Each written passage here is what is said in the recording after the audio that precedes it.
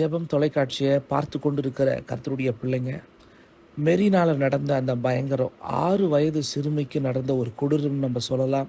இந்த பாலியல் வன்கொடுமை தொடர்ந்து ஒவ்வொரு இடத்துலையும் நடைபெற்று வருவதை பார்க்குறோம். குதிரை ஓட்டுகிற ஒரு வாலிபன் மூலமாக இது நடந்திருக்கிறது. அவரை அரெஸ்ட் பண்ணியிருக்கிறாங்க மெரினா காவல்துறை. நம்ம தொடர்ந்து இந்த காரியத்துக்காக ஜெபிப்பது நம்முடைய கடமையாக இருக்கிறது. செய்தியை பார்த்து நம்ம கடந்து போகாமல் மெரினா சிறுமியினுடைய சம்பவத்துக்கான ஒரு 3 ஜெப குறிப்புகளை உங்களுக்கு முன்பாக நான் வைக்கிறேன். முதலாவது, பாதிக்கப்பட்ட அந்த சிறுமிக்காக நம்ம ஜெபிக்க போகிறோம். ஆண்டவரே, அந்த சிறுமியினுடைய உடைந்த மனசை, காயமடைந்த அந்த வாழ்க்கையை உமது கரங்களால் நீங்கள் சுகப்படுத்தும்படியாய் ஒப்பு கொடுக்குறோம்ப்பா.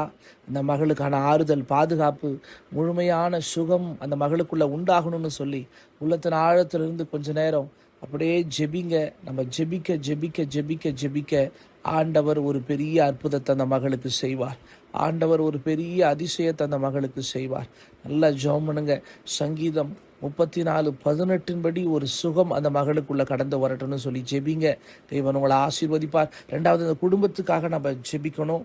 ஏன்னா அந்த குடும்பம் வலியோடும் வேதனையோடும் அந்த அதிர்ச்சியிலிருந்து வெளியே வரணும். அந்த குடும்பத்துக்கு தேவன் ஒரு தைரியத்தை கொடுக்கணும், சமாதானத்தை ஆண்டவர் கொடுக்கணும். ஒரு நீதியை பெறுகிற ஒரு குடும்பமாக நீதி அவங்களுக்கு கிடைக்கணும். தேவனுடைய கிருபையில சகலமும் நிலைத்திருக்கும்படி நம்ம ஜெபிக்கணும்.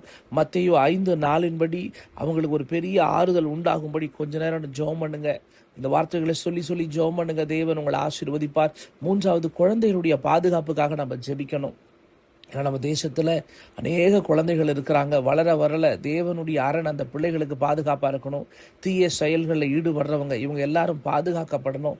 குழந்தைகளை ஆண்டவர் தாமே பாதுகாத்து ஒரு சூழலுக்குள்ளே உண்டாக்கப்படணும். பெற்றோர்களும் அதுக்கேற்றபடி இருக்கணும், சுற்றி இருக்கிறவர்களும் அதுக்கேற்ற போல இருக்கணும் சொல்லி சமூகத்துக்காக நம்ம தொடர்ந்து ஜெபிப்பது நம்முடைய கடமையாக இருக்குது.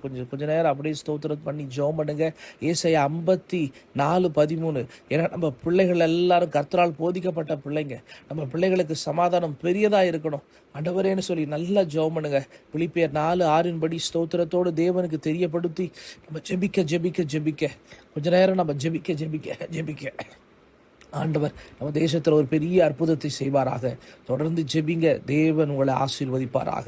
ஆமென்.